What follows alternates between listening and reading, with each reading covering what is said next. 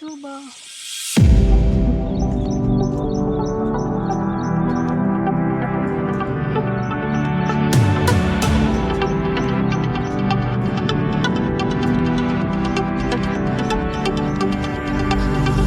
My father told me I was timid child.